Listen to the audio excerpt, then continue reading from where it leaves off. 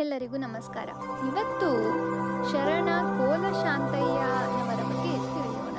ಭೈರವೇಶ್ವರ ಕಾವ್ಯದ ಕಥಾಮಣಿ ಸೂತ್ರ ರತ್ನಾಕರದಲ್ಲಿ ಹೇಳಿರುವಂತೆ ಇವರು ಬಸವಣ್ಣನಲ್ಲಿ ಕಟ್ಟಿಗೆವಿಡಿದು ಮೂಲಧಾರ ನಿಯೋಗವನ್ನು ನಡೆಸುವವನು.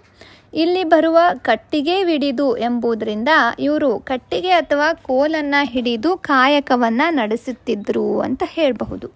ಆ ಕಾರಣಕ್ಕಾಗಿಯೇ ಈ ಶರಣರಿಗೆ ಕೋಲಶಾಂತಯ್ಯನೆಂಬ ಹೆಸರು ಬಂದಿರಬಹುದು. ಇವರ 103 ವಚನಗಳು ಸಿಕ್ಕಿದ್ದು ವಚನಗಳ ಗುಣಾತ್ಮಕ ಮೌಲ್ಯದಿಂದಾಗಿ ಹಿರಿಯ ವಚನಕಾರನಾಗಿರುವನು. ಪುರಾತನರ ವಚನಗಳ ಕಟ್ಟಿನಲ್ಲಿ ಹಾಗೂ 3000 ವಚನಗಳ ಕಟ್ಟಿನಲ್ಲಿ ಮೊದಲ ಸ್ಥಾನ ಕೋಲಶಾಂತಯ್ಯನವರದು.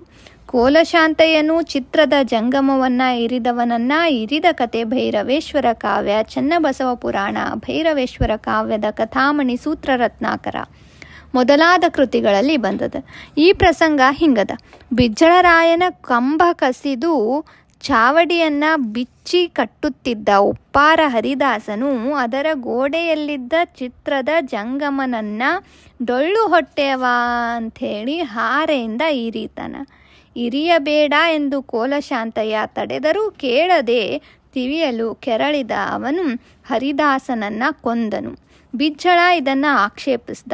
ಚಿತ್ರದ ಜಂಗಮನು ನಿಜವಾದ ಜಂಗಮವಾದರೆ ಅವನನ್ನು ಕರೆಯಿರಿ ಅಂಥೇಳಿ ಬಿಜ್ಜಳ ವ್ಯಂಗ್ಯವಾಡಲು ಆಗ ಕೋಲಶಾಂತಯ್ಯನು ಚಿತ್ರದ ಸಂಗಮನಾಥ ಬನ್ನಿ ಎಂದು ಕರೆದು ಅವನನ್ನು ನಿಜವಾದ ಜಂಗಮವನ್ನಾಗಿ ಮಾಡ್ತಾನಂತ. ಬಿಜ್ಜಳನು ಹರಿದಾಸನನ್ನು ಪ್ರಾಣ ಬರುವಂತೆ ಮಾಡಿದನು. ಕೋಲಶಾಂತಯ್ಯನನ್ನು ಅಮುಗೆ ದೇವಯ್ಯ ತನ್ನ ವಚನವೊಂದರೊಳಗೆ ಸ್ಮರಿಸಿರುವನು. ಧನ್ಯವಾದಗಳು. ಶರಣು ಶರಣಾರ್ಥಿ.